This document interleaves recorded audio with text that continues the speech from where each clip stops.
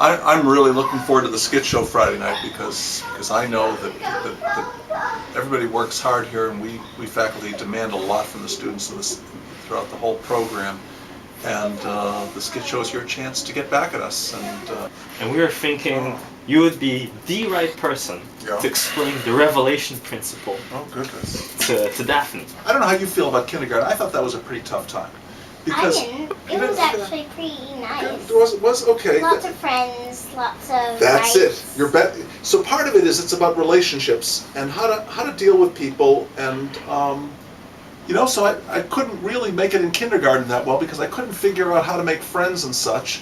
Then I had to be friends, you have to be nice to people, but on the other hand, you can't always be nice. If they're not nice to you, you kind of have to push back sometimes, right? You give them a chance, but right? Am I right about that? Well, all you have to do is say, "Hello, do you want to play with me?" Yeah, but suppose they start playing in obnoxious ways, like they start you want to play with one toy. For example, you want to play with a slinky, and you're really kind of getting into it, and then the other kid comes up and says, "No, I want to play with a slinky." Well, that's not good. You can say, "How about we share it? I get it at one time, you get it at the other." I think you have a I don't really want to do this anymore.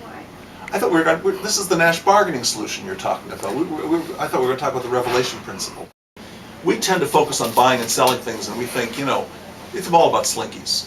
It's about and markers and paper. We should, and these, by the way, are my stapler. I bought this stapler myself, and it's a really good stapler, and it's mine. Actually, I'm going more for my master's degree. It's a good idea. My dad doesn't have he does sort of have his master's degree, but he doesn't actually have the paper thingy. If he paid $50 Gee, he told the department. He told us he got his master's.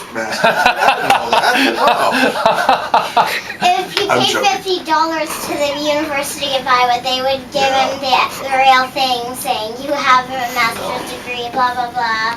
Not these barcode numbers. You can visit whenever you want. I know somebody. I won't say who it is, but because we're on camera. But I do know somebody who's a famous economist at a different school, not here, and he finished. He actually went straight to college without getting his high school degree, and then when he was after 3 years of college, he went straight into graduate school without finishing his college degree, and his PhD was his first degree actually. But lots of people don't really get their degrees.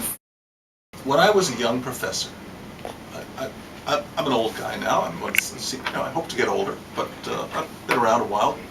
But when I was young and starting out, I had a policy that when I would finish a new research paper, I would buy a bag of chocolate chip cookies, 1 pound, Chips Ahoy, and eat them all in one sitting.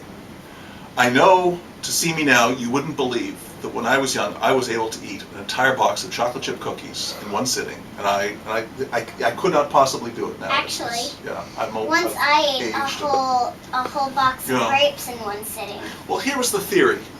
In order to get ahead in life, as a professor, I need to write papers that people will like, and so I need to be very highly motivated, and I need every ounce of my body to know that it's a good thing to finish one of these papers, because they take a long time. It's hard work.